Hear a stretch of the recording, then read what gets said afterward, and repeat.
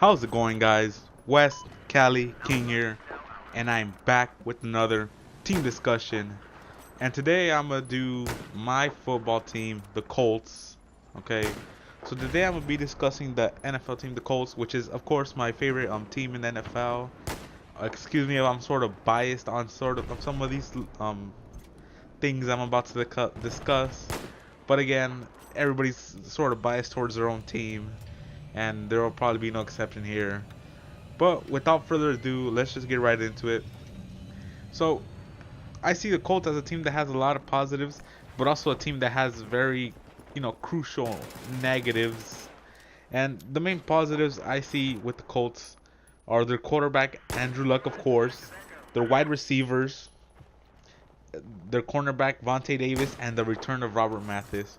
And there are some other positives, such as Frank Gore, but I'm not going to get into them because I already sort of talked about Frank Gore a little bit in the previous videos, and I kind of don't want to go over Frank Gore again. So, let's get right into it. So, first off, I want to talk about Andrew Luck, and I want to say this is probably the biggest positive the Colts have because Andrew Luck has been improving every year of his career, okay?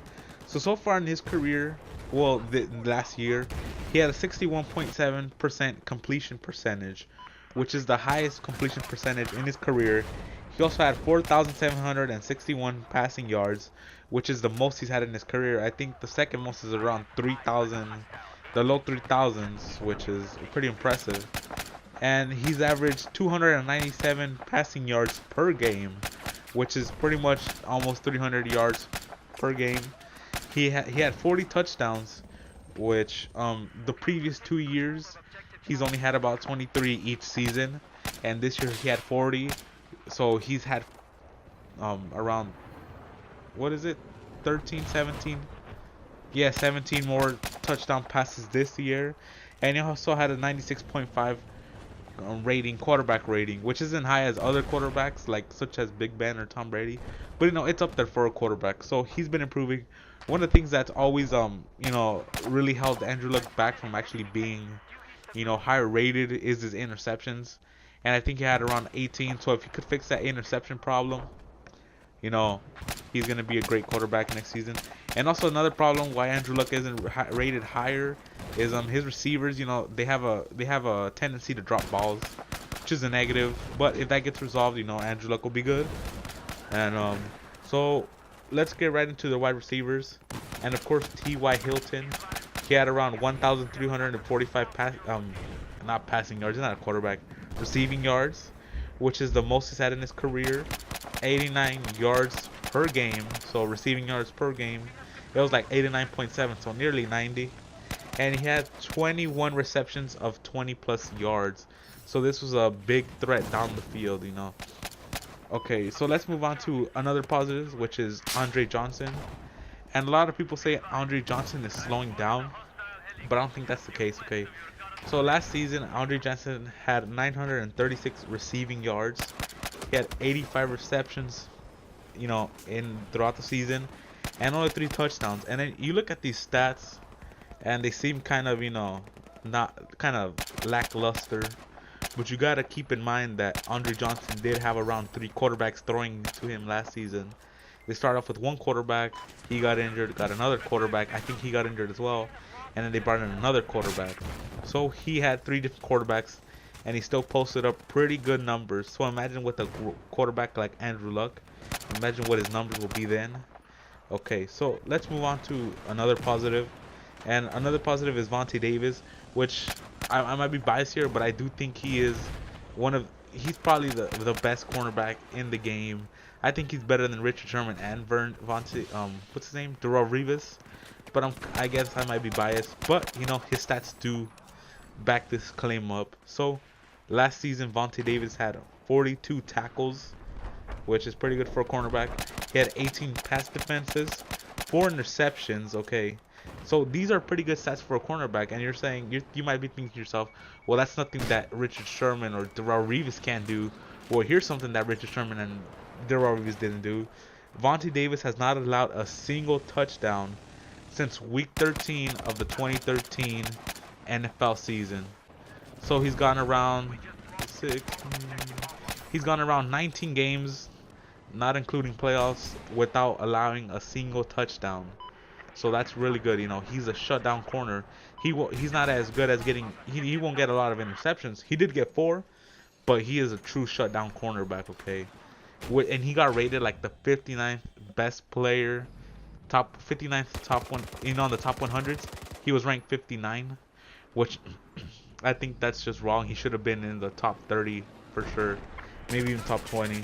Okay, and let's get right into another one positive, which would be Robert Mathis. Okay, so Robert Mathis is also getting old. A lot of these guys are in the at the age of 34 years old, but I do think Robert Mathis is a great is a positive because okay, the year before he 2013 season, he had 59 tackles, okay, which is not amazing for a linebacker, but he did back it up with 19.5, sacks, which I believe is the most sacks he had, out of any defensive player that year.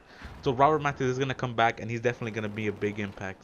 So So the Colts' biggest negatives would easily have to be their defensive line, okay? Because you have to take into look. Let's look at some of the defense players that will most likely start for the Colts on the defensive line. Arthur Jones, okay? He had 23 tackles and 1 sack. Josh Chapman, 18 tackles, 0 sacks. Kendall Langford or something like that, 25 tackles and 1 sack, okay? These are going to be our starting defensive players. And they had so few tackles, alright? Only around 20 tackles and 1 sack apiece, which I don't think is performing well enough. Quick note here, guys. Sorry for this, but I kind of had to use some of the gameplay that I used for yesterday's Destiny video because I did run out of Battlefield gameplay. So this is gameplay that you saw yesterday, and I did have some commentary over it, so I had to mute the actual video so you won't hear me talking twice. And I'll probably add some music over this, or like low music, so it won't like be too loud. But whatever, hopefully you guys don't mind.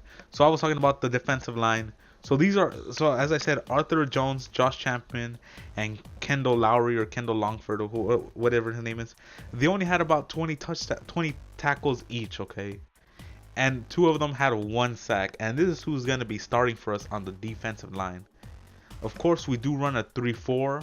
Which does help with this because we will have Robert Mathis and Trent Cole rushing, but when halfbacks such as Marshawn Lynch are gonna, or when running backs like that run on us and they go straight down the middle, they're just gonna murder us because we're not gonna have any sort of the defensive line to stop that. Maybe if Marshawn Lynch goes to the outside, we might stop him. But if he goes down the middle, we're sure not going to be able to stop that. Which is the biggest reason why we did lose to teams like the Patriots in the playoffs. Because we couldn't stop the run. So that is easily the biggest negative that I have for the Colts. Another negative you could mention would be the offensive line. But the offensive line did improve in the playoffs. So hopefully they continue to get better. And another sort of negative would probably be our safeties. But our safeties didn't perform that bad. We had Mike Adams and some other safety, and they each got 80 tackles, which is okay for safeties. It's not amazing, but it's decent for safeties. And they did have around 2 interceptions each, I think, which is pretty good for safeties. So those are easily our biggest negatives. Our defensive line, maybe the offense and the safeties, and we also don't have really good backup cornerbacks. We have like Greg Toler or something like that. So those are easily our biggest negatives, the lack of good cornerbacks. We do have like probably one of the, if not the best cornerbacks. We have lackluster safeties and a lackluster, defensive line. But that's it for today.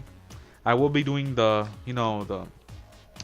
will be going over the season and who I think they will beat or lose to, hopefully later on today. So until next time, I am out.